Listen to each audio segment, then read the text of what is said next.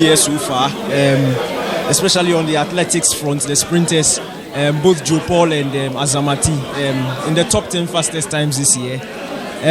What are the specific plans that are being put in place to help them at the World Championships and then the Commonwealth Games? Thank you so much for the question.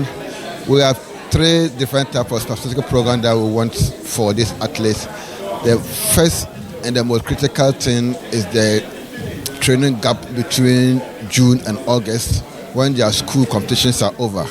That is what we had serious meeting with the ministry last week. We're going for a second meeting on Wednesday to put in place a credible plan for them to continue training and competing before the World Championship.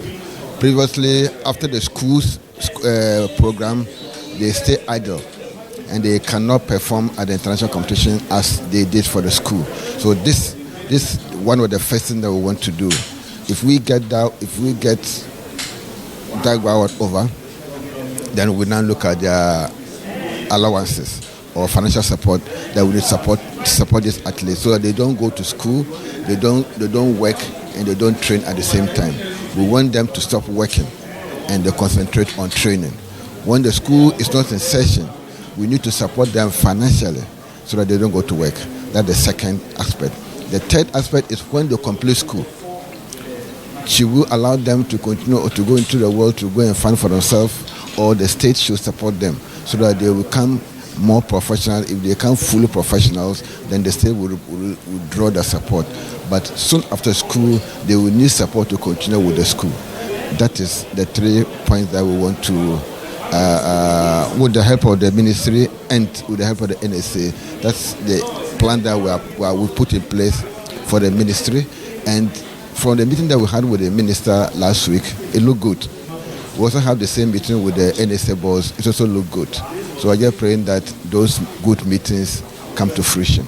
Okay, let's talk about specific targets that have been put in place, because we know the time is drawing nearer. It's the biggest competition in terms of athletics in the world, the World Championships. We have athletes doing well, as I've mentioned earlier. Even in the field events, we have the likes of Deborah Akwa, who is doing good things this year. Nadia Ke is also in the mix. Have there been communications with the athletes on the targets that have been given them, and is work going on to make sure those targets are achieved? Now, what we've learned over the years is giving athletes targets. You give athletes targets, you put undue pressure on them, and they can get themselves injuries, or they can be so nervous that they will not perform. What we always tell them is that the whole country is behind them, and the country is expecting at least something good from them at the World Championship and at the Commonwealth Games. All of them are prepared and they are doing so well.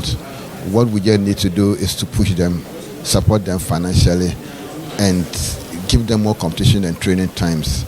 Where they've gotten to, they are at the world podium standard now, and at the World Championship, it will not be surprised that Benjamin Azamati and Joe Paul will medal at the World Championship. After the Commonwealth Games, it's over 90% sure that these people are going to get medals. What we are targeting now is to pick gold medal in the men 400 quartet. Once we have 2 sub-10s, and just last week, 2 of them did 10-2 and 10-2-8 and 10-2-5. That is pretty good. Together, the 4 of them are a force to reckon with. If we are able to come them and give them more training or practice time and competitions, gold medal for the Commonwealth Games in the 400 is not far-fetched at all. It's within the reach of Ghana, just if you are able to put them together very well. Thank you very much, Bawa.